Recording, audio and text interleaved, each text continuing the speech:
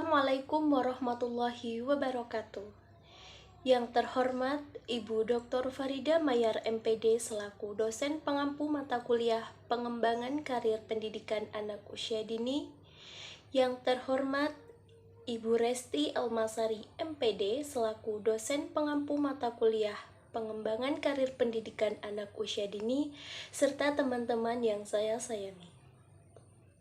Puji dan syukur marilah kita panjatkan kehadirat Allah Subhanahu wa Ta'ala, karena atas rahmat dan karunia-Nya lah kita bisa berkumpul pada hari ini dengan keadaan sehat walafiat. Kemudian salawat dan salam tak lupa kita haturkan kepada Nabi kita, yakni Nabi Muhammad SAW. Baik, sebelum memulai presentasi pada hari ini, izinkan saya memperkenalkan anggota dari kelompok 3. Yang pertama, saya sendiri dengan NIM 20022019 selaku moderator. Yang kedua, ada Alicia dengan NIM 20022001 selaku pemateri yang pertama. Yang ketiga ada Monica Emvita Wahyuni dengan NIM 20022018 selaku pemateri yang kedua. Dan yang terakhir ada Putih Juliani dengan NIM 20022023 selaku pemateri yang ketiga. Pada pertemuan kali ini kita akan membahas topik mengenai kaitan kematangan emosi dengan pengembangan karir. Untuk materi yang pertama akan dijelaskan oleh rekan saya, Alicia. Kepada Alicia dipersilahkan. Baiklah, terima kasih kepada moderator yang telah memberikan kesempatan kepada saya untuk menyampaikan penjelasan materi terkait pembahasan kelompok kita, yaitu mengenai kaitan kematangan emosi dengan pengembangan karir. Yang pertama yaitu pengembangan karir dan kecerdasan emosi.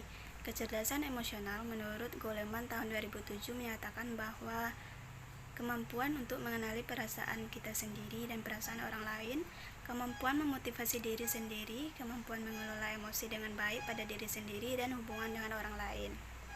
Kecerdasan emosional ini dibagi menjadi kecerdasan diri, pengaturan diri, motivasi, empati, dan keterampilan sosial.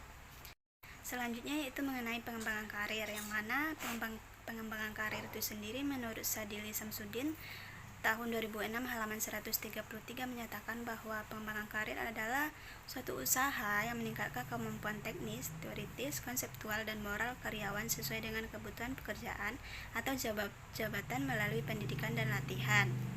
Kemudian, pengembangan karir ini berfungsi untuk peningkatan pribadi yang dilakukan seseorang untuk mencapai suatu rencana karir. Selanjutnya yaitu indikator untuk mengukur pengembangan karir, yang mana satu yaitu mengenai peningkatan kemampuan, yaitu segala sesuatu yang menunjukkan kemampuan fisik atau mental dari seorang pegawai. Dua yaitu kepuasan kerja, yang mana suatu sikap dari seorang individu terhadap pekerjaannya yang berhubungan dengan lingkungan kerjanya, kompensasi, hubungan antar rekan kerja, serta hubungan sosial di tempat kerja di mana ia bekerja. Tiga yaitu sikap dan perilaku karyawan, yaitu karyawan harus mempelajari dan memiliki nilai kompetitif yang kuat untuk mencapai suatu karir yang sukses di kemudian harinya. Demikian pemaparan materi dari saya. Selanjutnya saya kembalikan ke moderator. Sekian dan terima kasih. Diucapkan terima kasih kepada Alicia. Untuk materi selanjutnya akan disampaikan oleh rekan saya, Monica Emvita Wahyuni. Kepada Monica dipersilahkan. Moderator atas waktunya. Baiklah, saya akan melanjutkan penyampaian materi dari pemateri 1 tadi. Selanjutnya yaitu hubungan karir dan emosional.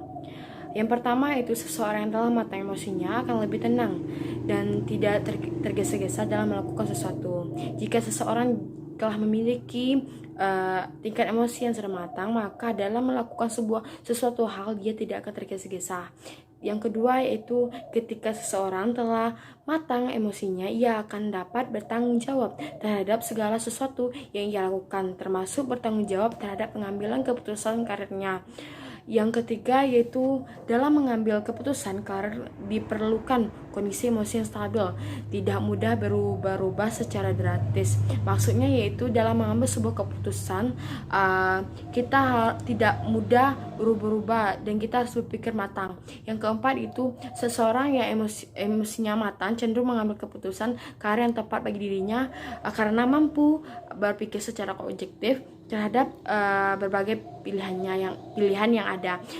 Maksudnya yaitu jika seseorang telah memiliki emosi yang matang dalam mengambil keputusan, dia akan memikirkan apakah ini baik untuk dirinya sendiri yang akan ia lakukan.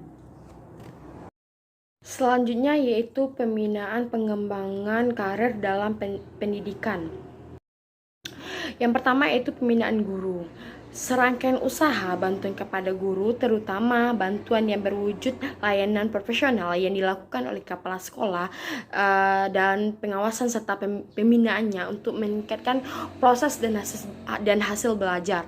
Selanjutnya yaitu perencanaan pengembangan pembinaan karir pendidikan. Yang pertama yaitu mutu dan semangat guru akan tumbuh. Maksudnya yaitu pada suatu sekolah kita harus meningkatkan mutu dan semangat guru agar sekolah lebih baik. Yang kedua yaitu mutu pendidikan di sekolah akan meningkat, yaitu meningkatkan mutu yang ada di sekolah tersebut. Yang ketiga yaitu pelaksanaan administrasi di sekolah dapat berjalan dengan baik. Maksudnya itu pelaksanaan administrasi harus berjalan dengan proses yang lebih baik. Yang keempat yaitu pelaksanaan bimbingan dan konseling akan lebih baik. Maksudnya itu pelaksanaan bimbingan dan konseling harus berjalan dengan baik agar sekolah lebih berkembang. Yang kelima yaitu hubungan antara guru dan siswa, guru dan kepala sekolah, serta sekolah dan orang tua, murid maupun masyarakat dapat terpelihara dengan baik. Maksudnya yaitu sekolah tersebut harus memiliki hubungan baik itu dengan masyarakat, lingkungan sekitar, orang tua, murid, dan lain-lain harus berhubungan dengan baik. Sekian penyampaian materi saya kembalikan kepada moderator. Diucapkan terima kasih kepada Monica. Untuk materi selanjutnya akan disampaikan oleh rekan saya Putih Juliani. Kepada Putih dipersilakan. Terima kasih moderator, saya Putih Juliani akan melanjutkan diskusi selanjutnya yaitu pengkualifikasi guru. Yang pertama, dalam Undang-Undang Nomor 14 Tahun 2005 tentang guru dan dosen pasal 1 ayat 9, istilah kualifikasi akademik didefinisikan sebagai ijazah jenjang pendidikan akademik yang harus dimiliki oleh guru atau dosen sesuai dengan jenis, jenjang, dan satuan pendidikan formal di tempat penugasan. Artinya, kualifikasi akademik seorang pendidik atau guru itu harus tingkat kependidikan formal, yaitu sarjana dan diploma S1 dan D4. Melalui pendidikan formalnya tersebut, S1 dan D4 itu kan berupa ijazah.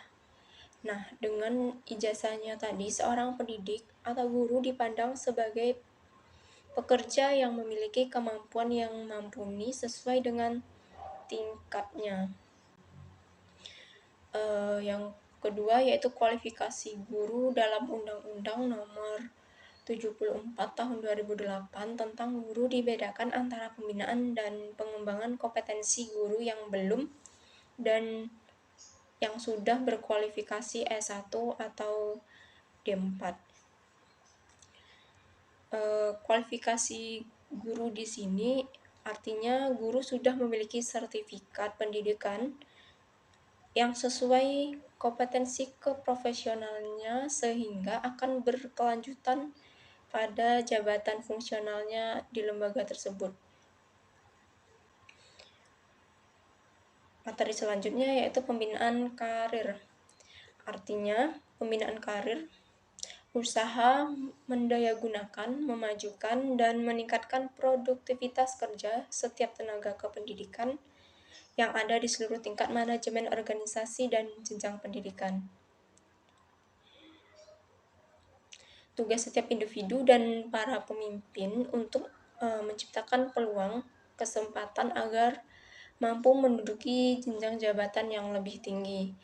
Di sini pembinaan karir melalui program pembinaan karir yang berfokus ke masa depan untuk memfasilitasi dan merencanakan perspektif yang dibutuhkan sesuai sehingga memiliki keahlian untuk memajukan dan mencapai kesuksesan karirnya dan tentunya berdampak pada penempatan jabatan atau kedudukan yang lebih tinggi.